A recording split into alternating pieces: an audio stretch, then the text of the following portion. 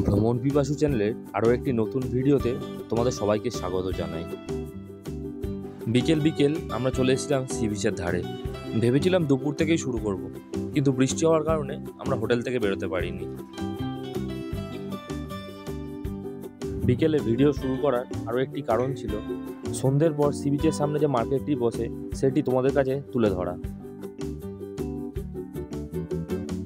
সন্ধে হতে না হতেই আমরা চলে গেছিলাম সেই মার্কেট এরিয়াতে।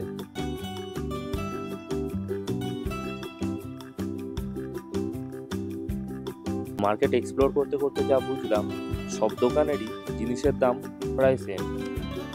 তবে কথায় আছে না, হাতের 5টা আঙুল সমান হয় না। কিছু দোকানদারের জন্য হয়তো মার্কেটের নাম খারাপ হয়, কিন্তু সত্যি বলতে আমার এরকম এক্সপিরিয়েন্স এবারে হয়নি। প্রতিটি দোকানেই জিনিসের দাম প্রায় একই রকমই ছিল।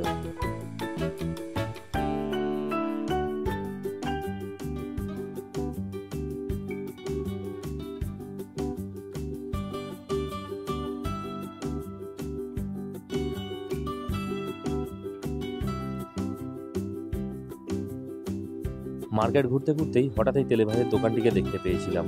লঙ্কার চপ থেকে শুরু করে মাশরুম চপ, আলুর চপ, অনেক রকমেরই তেলেভাজা এই দোকানে বিক্রি হচ্ছিল।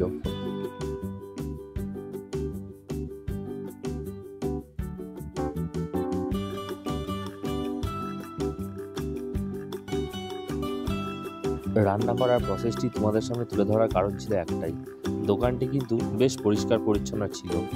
সমুদ্রের সামনে বিক্রি হওয়া মাছ ভাজা আমার স্যুট করে না, তাই সেই দোকানের দিকে আমি ফিরেও তাকাইনি।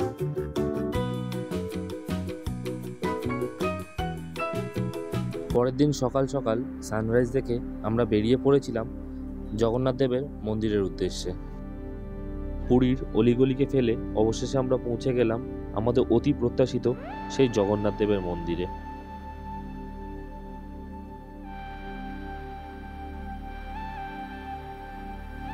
এই মন্দির ঘিরে রয়েছে অনেক অজানা রহস্য, যার ব্যাখ্যা হয়তো এখনো পর্যন্ত অনেক বড় বড় বিজ্ঞানীরাও খুঁজে বার করতে পারেননি।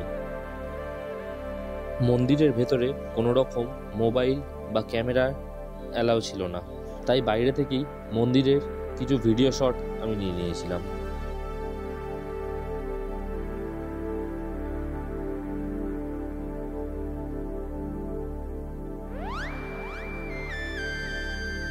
এই যে ছোট ছোট কটেজগুলিকে দেখছেন, এখানেই মোবাইল ও জুতো জমা রেখে মন্দিরের ভেতরে প্রবেশ করতে হবে।